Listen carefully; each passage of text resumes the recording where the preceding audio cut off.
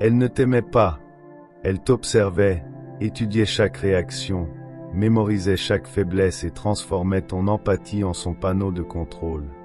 Elle savait exactement quelle histoire te raconter, celle qui te faisait te pencher en avant, vouloir la sauver, la protéger, te battre pour elle. Mais il ne s'agissait jamais de connexion. Il s'agissait toujours de contrôle. Ce moment où elle a pleuré dans tes bras, ce moment où elle a dit « Tu es le seul en qui j'ai confiance », ce n'était pas de l'amour. C'était le piège. Elle a construit l'illusion de l'intimité, rapide, intense, émotionnelle, pour que tu ignores la logique, que tu contournes ton intuition, que tu deviennes accro à la chose même qui te détruit. Ce que tu pensais être de la vulnérabilité était une faiblesse fabriquée. Ce que tu pensais être de la confiance était une narration stratégique. Ce que tu pensais être de l'amour était une prison psychologique faite de ta propre culpabilité et de ton espoir. Et au moment où tu as réalisé que quelque chose n'allait pas, il était trop tard. Parce que tu n'étais pas seulement amoureux d'elle, tu étais amoureux de l'idée de la réparer. Il ne s'agit pas seulement d'un chagrin d'amour. Il s'agit d'une guerre psychologique secrète déguisée en affection, et c'est plus courant que tu ne le penses. Dans cette vidéo, nous n'exposons pas seulement les tactiques d'un narcissique caché, nous brisons le sort qu'elle a jeté sur ton esprit.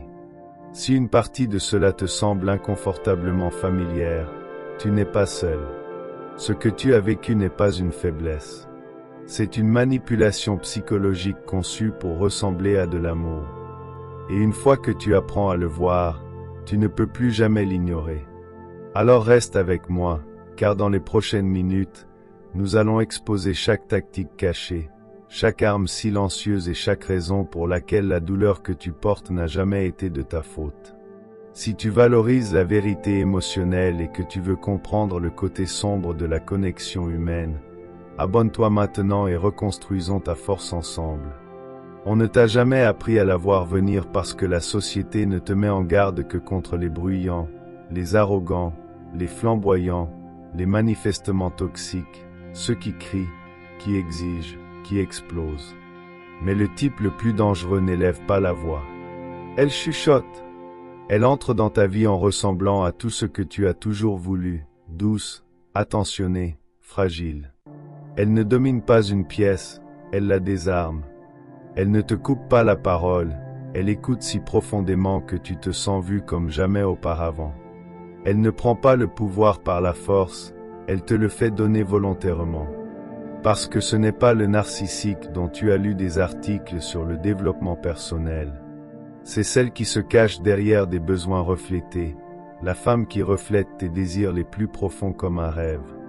Elle sent que tu as soif de paix, alors elle devient douce. Tu aspires à une profondeur émotionnelle. Soudain, elle s'ouvre sur ses blessures. Tu en as assez de l'amour superficiel. Elle se présente comme différente. Elle t'étudie comme un miroir, puis devient ce que tu es le plus désespéré de trouver. Mais ce n'est pas réel. Ce n'est pas qui elle est. C'est qui tu avais besoin qu'elle soit. C'est ainsi que fonctionne la manipulation secrète, non pas en s'opposant à tes limites, mais en se glissant en dessous. Elle contourne la logique, ignore les signaux d'alerte et va directement au centre émotionnel de ton être. Parce que quand quelqu'un saigne devant toi, tu ne le remets pas en question, tu le sauves. Et une fois que tu deviens le sauveur, tu cesses de réaliser que tu es en train d'être volé. Cette montée d'adrénaline précoce que tu as ressentie, ce profond high émotionnel, ce n'était pas de l'amour. C'était un appât psychologique, un piège de vulnérabilité conçu pour se sentir sacré, tout en te liant à quelqu'un qui n'a jamais eu l'intention de guérir, seulement de se nourrir. Et au moment où tu commences à la remettre en question, tu t'es déjà convaincu qu'elle est juste incomprise, qu'elle a trop vécu, qu'elle a juste besoin de temps. Mais ce ne sont pas ces blessures que tu protèges, c'est ta conviction que ce que tu as ressenti était réel. Arme numéro 1, vulnérabilité fabriquée. Elle n'a pas attendu des semaines pour s'ouvrir. Cela a commencé tôt, peut-être à la 2e ou 3e conversation. Des larmes dans la voix, une confession tremblante, une histoire de trahison, de blessures d'enfance, des monstres qui l'ont blessé. Et à ce moment-là, ton cœur a fait quelque chose de dangereux. Il s'est ouvert, non pas parce qu'elle l'a demandé, mais parce qu'elle a saigné. C'est ainsi que fonctionne la vulnérabilité fabriquée. Ce n'est pas le lent déploiement d'une véritable intimité émotionnelle. C'est un raccourci calculé, qui saute la confiance, le temps et l'expérience partagée, et force plutôt la proximité par la douleur. Elle ne t'a pas raconté ces choses parce qu'elle te faisait confiance. Elle te l'a dit parce qu'elle voulait t'accrocher. La plupart des gens attendent pour partager leurs cicatrices les plus profondes. Mais elle sait que lorsqu'elle saigne tôt, tu te précipiteras pour la soigner. Et ce faisant, tu baisseras tes défenses. Tu cesseras d'analyser, cesseras d'observer et commenceras à protéger. Tu pensais qu'on te laissait entrer, mais tu étais recruté pour la guérir, pour prouver que tu es différent des autres, pour mériter la version d'elle qui n'apparaît qu'en aperçu, douce, brisée, ayant besoin de toi. Mais ce que tu n'as pas vu, c'est le changement. Tu ne tombais pas amoureux, tu entrais dans un rôle, le guérisseur blessé.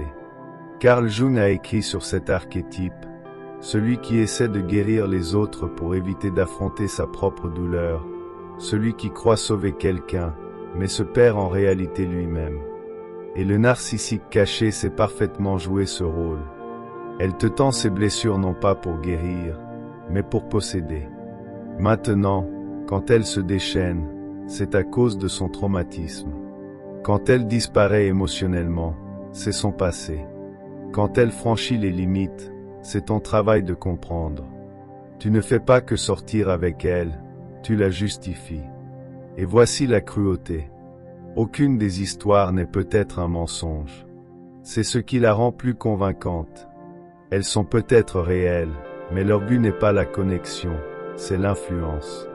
Tu ne construis pas une relation, tu hérites d'un dossier, un dossier qui l'absout de toute responsabilité et te rend responsable de chaque explosion émotionnelle qui suit. Ce n'est pas une vulnérabilité, c'est une narration militarisée. Et ce n'est que le début. Arme numéro 2, tactique d'otage émotionnel. Au début, ces émotions semblaient brutes, non filtrées, humaines. Tu t'es dit qu'elle était juste sensible, peut-être même magnifiquement. Mais bientôt, cette sensibilité a commencé à transformer ta vie en un champ de mine. Tu ne savais jamais ce qui allait la déclencher. Un coup d'œil trop long à ton téléphone, une réponse tardive, un changement de ton. Soudain, elle pleure, ou se tait, ou tremble de déception. Au début, tu te précipites pour réparer cela parce que tu es un homme bien, parce que c'est ce qu'on t'a appris à faire. Protéger, apaiser, prendre la responsabilité. Mais ce n'était pas une dynamique émotionnelle normale. C'était une prise d'otage émotionnelle. Et que tu t'en rendes compte ou non, tu négociais déjà avec un terroriste psychologique parce que ce n'était pas des réactions, c'était des tactiques. Le narcissique caché apprend très tôt dans la vie que les émotions ne sont pas seulement des expressions, ce sont des outils. Une larme opportune achète le pardon, une dépression soudaine rétablit le blâme, un retrait silencieux te prive d'affection jusqu'à ce que tu reviennes en rampant, même quand tu n'as rien fait de mal. Tu n'es plus dans une relation. Tu es à l'intérieur d'un système, un système où ces états émotionnels déterminent ton comportement et où ta paix dépend entièrement de son approbation. Alors, tu t'adaptes. Tu commences à te rétrécir, tu parles plus doucement, tu évites les sujets, tu prédis les humeurs comme des schémas météorologiques, tu maîtrises sa langue émotionnelle même quand elle se contredit. Et voici le pire. Tu commences à croire que tu es le problème. Parce que c'est le génie des tactiques d'otage émotionnel, elles inversent le cadre. Si elle est bouleversée, tu as dû faire quelque chose. Si elle est distante, tu dois être en échec. Si elle est froide, tu dois faire plus d'efforts. Mais rien de tout cela n'est vrai parce que ce à quoi tu as affaire n'est pas de l'amour.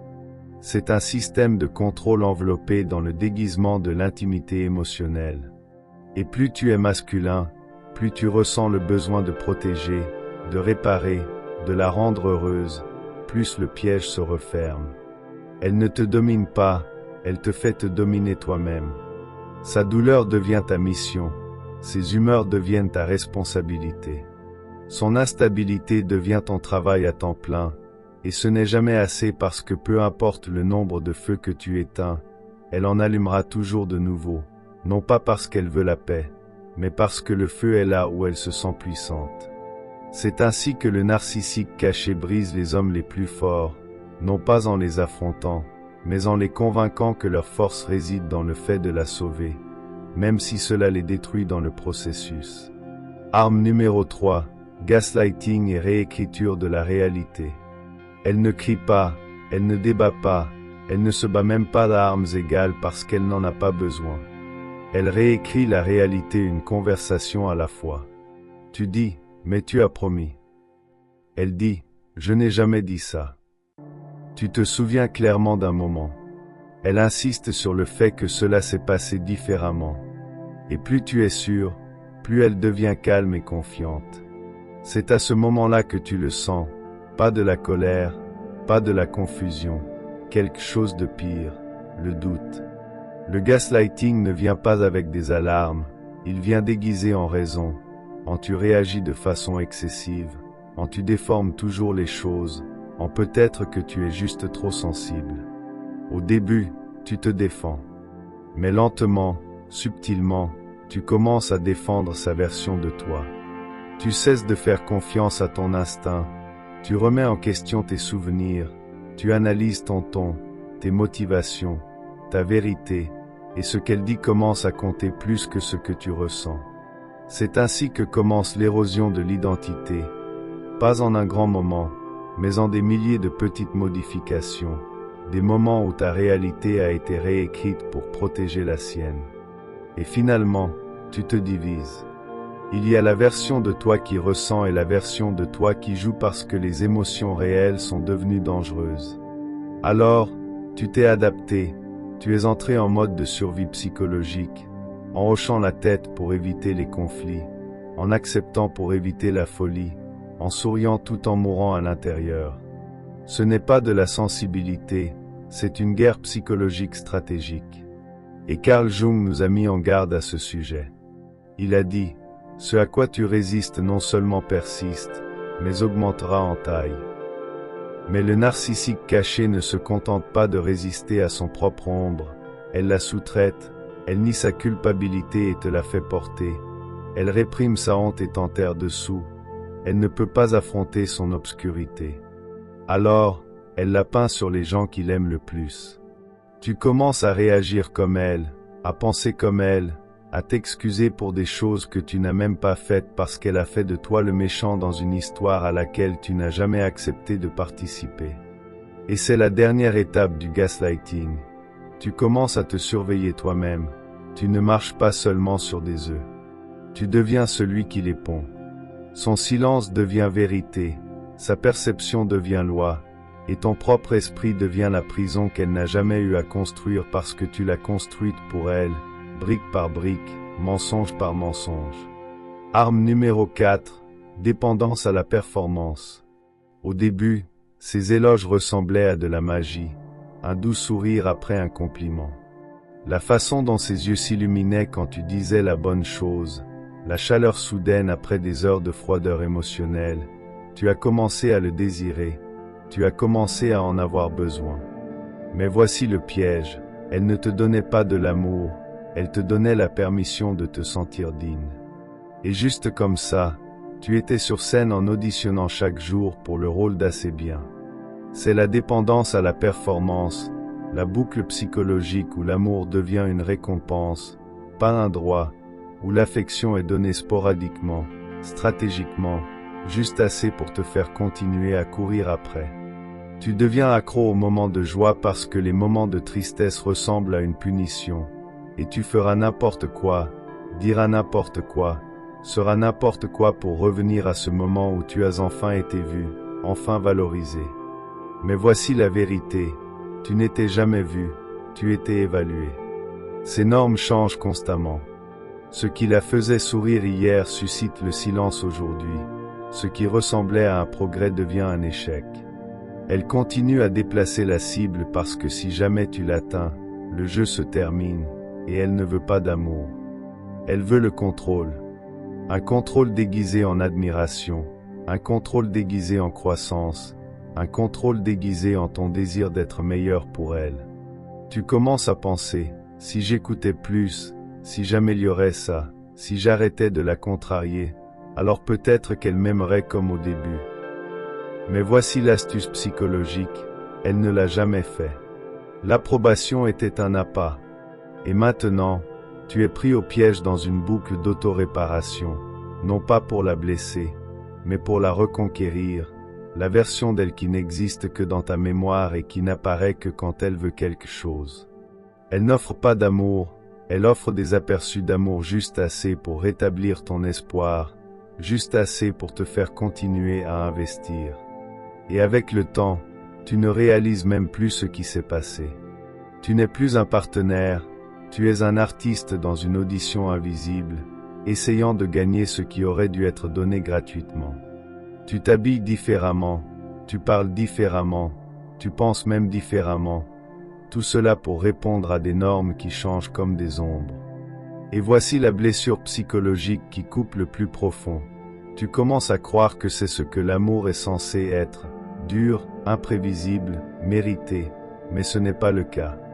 L'amour qui doit être joué n'est pas de l'amour, c'est du contrôle enrobé de validation. Et plus tu restes longtemps, plus tu oublies qui tu étais avant que la performance ne commence. Arme numéro 5, économie de chantage émotionnel. Tu n'es pas seulement devenu son partenaire, tu es devenu son majordome émotionnel, son thérapeute, son gestionnaire de crise, son éponge à douleur personnelle. Mais quand est venu le moment pour elle d'être là pour toi, soudain elle était fatiguée, occupée, dépassée. Tu as appris rapidement. Ses émotions comptaient, les tiennes étaient importunes. C'est l'économie du chantage émotionnel, un système où tu donnes sans cesse et où elle donne de façon stratégique, où ton travail émotionnel est attendu, mais le sien est toujours en attente. Elle exige que tu sois pleinement présent, que tu écoutes profondément, que tu la soutiennes dans chaque tempête, peu importe qu'elle soit autocréée. Mais quand tu es blessé, quand tu es fatigué, quand tu as besoin d'espace, de réconfort ou de soins, tu es trop sensible, tu es trop dramatique, tu ne la soutiens pas assez, et puis elle le dit. Si tu m'aimais vraiment, tu... Cette phrase est une arme chargée, elle ne demande pas, elle accuse. Elle donne l'impression que ta dévotion est conditionnelle, comme si l'amour était prouvé non pas par la vérité, mais par le sacrifice. Alors, tu commences à faire des choses qui vont à l'encontre de tes valeurs, tu brises tes propres limites, tu fais taire ta propre voix, non pas par amour, mais par peur, peur d'être vu comme froid, égoïste, pas assez. Mais ce n'est pas de l'amour, c'est de l'extorsion émotionnelle. Tu t'habitues tellement à porter sa douleur que tu commences à te sentir coupable d'en avoir toi-même. Tu commences à penser que tes besoins sont immatures, que la privation émotionnelle est en fait la maturité émotionnelle, qu'être la personne la plus grande signifie mourir tranquillement à l'intérieur. Mais voici la vérité, personne ne te dit que l'amour n'est pas censé ressembler à de la servitude. Et avoir besoin de soutien ne te rend pas faible, cela te rend humain. Le narcissique caché inverse le script émotionnel. Elle se présente comme consciente d'elle-même et en évolution tout en t'entraînant secrètement à avoir honte de tes propres émotions. Elle n'ignore pas seulement ta douleur, elle la recadre. Quand tu es triste, tu fais culpabiliser. Quand tu es en colère, tu es violent. Quand tu te tais, tu la punis. Quand tu t'ouvres, tu es trop. Et lentement, tu commences à t'auto-abandonner. Tu caches ta tristesse, tu enfouis ta frustration, tu atténues ta joie, parce que ta vérité émotionnelle a été présentée comme une menace pour la relation. Tu deviens émotionnellement indépendant, non pas parce que tu as grandi, mais parce que tu as abandonné. Et c'est la dernière couche de l'esclavage émotionnel. Tu ne portes pas seulement son monde émotionnel, tu prétends même que le tien n'existe pas, tout en te disant, c'est ce que signifie être fort, c'est ce qu'il faut pour aimer quelqu'un de brisé. Mais la vraie force n'est pas de rester dans un système qui t'efface. C'est reconnaître quand l'amour est devenu un travail et choisir de sortir de la prison émotionnelle dans laquelle tu n'étais pas censé vivre. Arme numéro 6, assassinat des compétences. Elle n'a jamais dit que tu étais stupide. Elle n'avait pas besoin de le faire. Au lieu de cela, elle posait de petites questions, offrait de meilleures façons de faire les choses, faisait des suggestions subtiles enveloppées d'inquiétude. Au début, cela ressemblait à de l'aide. Mais avec le temps, cela a commencé à ressembler à une permission parce que soudain, tu ne décidais plus de rien par toi-même. Chaque choix, aussi petit soit-il, était soumis à son avis. Ce que tu portais, comment tu parlais, la façon dont tu gérais les situations que tu as gérées toute ta vie. Elle souriait doucement et disait, « J'essaie juste d'aider. » Ou pire, « Je sais que tu veux bien faire. » Et ces mots, empreints d'un doute tranquille, commencent à ronger ton identité. Tu te sentais compétent, capable. Maintenant, tu remets en question ton jugement, tu hésites avant d'agir, tu recherches son opinion, non pas par respect, mais par peur de te tromper à nouveau. C'est ce que j'appelle l'assassinat des compétences, une érosion lente et calculée de ta confiance déguisée en partenariat émotionnel. Et cela ne ressemble pas à du contrôle, cela ressemble à de l'attention. Elle se positionne comme celle qui a une meilleure perspicacité, un meilleur instinct, une meilleure conscience émotionnelle. Tu deviens l'élève, apprenant sans cesse à être meilleur à ses yeux. Mais les objectifs se déplacent toujours. Et à chaque correction, ton identité masculine se rétrécit. La masculinité ne se résume pas à la force, elle est synonyme de capacité d'action, de direction, de la conviction que tu peux faire confiance à ton instinct et mener ta propre vie. Mais sous son influence, cette confiance en soi pourrit. Tu commences à croire que sa façon de faire est toujours supérieure, que sa lecture émotionnelle est plus précise, que ses commentaires sont la vérité. Alors maintenant, tu demandes avant d'agir, tu attends son approbation, tu vérifies avant de prendre des décisions, même celles que tu prenais autrefois par instinct, non pas parce que tu le veux, mais parce qu'elle t'a appris à douter de toi-même. Et c'est ainsi qu'elle gagne, non pas en te brisant bruyamment, mais en te convainquant de te briser toi-même tranquillement. Tu as cessé de prendre des risques, tu as cessé de te tenir droit. Tu as cessé de parler avec certitude. Parce qu'au moment où tu as commencé à rechercher son approbation pour qui tu étais déjà, c'est le moment où elle a commencé à réécrire ta définition de la force. Arme numéro 7, protocole d'isolement. Elle ne t'a jamais dit de couper les ponts avec tes amis. Elle n'a jamais dit que tu ne pouvais pas voir ta famille. Elle n'avait pas à le faire parce qu'à chaque fois que tu le faisais, elle te le faisait payer émotionnellement. Peut-être qu'elle devenait inhabituellement silencieuse après ton retour à la maison. Peut-être qu'elle t'envoyait un texto triste pendant que tu étais sorti. Peut-être qu'elle commençait une dispute au moment où tu franchissais la porte. Au début, tu pensais que c'était une coïncidence, juste un moment émotionnel, mais finalement, le schéma est devenu impossible à ignorer. Chaque connexion externe avait un coût. Elle disait des choses comme « Ils ne nous soutiennent pas vraiment, j'ai juste l'impression qu'ils ne m'aiment pas. » Tu agis différemment quand tu es avec eux. Pas de menaces, juste des blessures. Pas de commandement, juste de la culpabilité. C'est ainsi que commence l'isolement, non pas par le contrôle, mais par les conséquences émotionnelles. Tu commences à choisir la paix plutôt que la connexion. Tu évites le drame en évitant les gens, en sautant les rencontres, en annulant les projets, non pas parce que tu le veux, mais parce que la taxe émotionnelle est trop élevée. Avec le temps, elle devient ta seule source de validation, la seule qui te comprend, la seule qui comprend vraiment ton cœur. Et parce qu'elle a déjà réécrit ton sens de la réalité, tu commences à le croire. Tu oublies combien tu riais avec tes amis, tu oublies la sécurité que tu ressentais autrefois avec ta famille parce que ses racines ont été coupées lentement, silencieusement, non pas par la force, mais en les présentant comme des menaces à votre lien. Et une fois qu'elle est tout ton monde émotionnel, elle n'a plus à travailler pour te contrôler parce que le monde en dehors d'elle te semble étrange, inhospitalier, dangereux. Tu ne t'es pas isolé, tu as été entraîné à le faire doucement, stratégiquement, à plusieurs reprises. Et au moment où tu réalises à quel point tu es seul, tu as déjà peur de tendre la main, non pas seulement à cause d'elle, mais à cause de la honte qu'elle a installée en toi d'avoir besoin de quelqu'un d'autre qu'elle. Arme numéro 8, la machine à culpabilité et la dépendance à l'espoir. Elle ne demande pas de remboursement, elle tient juste un registre invisible mais toujours ouvert, un total courant de tous les sacrifices qu'elle a fait pour toi, chaque compromis, chaque faveur, chaque blessure émotionnelle qu'elle prétend avoir endurée pour toi. Et chaque fois que tu évoques tes propres besoins, elle ouvre le registre et te lit la dette. Après tout ce que j'ai fait pour toi, tu ne ferais même pas l'effort de me comprendre.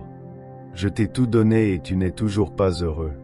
C'est la machine à culpabilité, et une fois que tu es à l'intérieur, chaque limite semble égoïste, chaque besoin que tu exprimes devient ingrat, chaque tentative de respirer ressemble à une trahison. Ce qui rend les choses pires, c'est sa mémoire, elle oublie tout ce que tu as donné, tout ce que tu as sacrifié, toutes les façons dont tu t'es plié, brisé et saigné pour la maintenir stable. Mais elle amplifie chaque petite chose qu'elle a jamais faite pour toi, un compliment du mois dernier, une petite faveur, un moment de chaleur après des jours de silence froid, maintenant brandi comme s'il devait annuler toute ta douleur. Alors, tu cesses de demander, tu cesses d'avoir besoin, tu cesses de tenir le score, mais elle ne le fait jamais.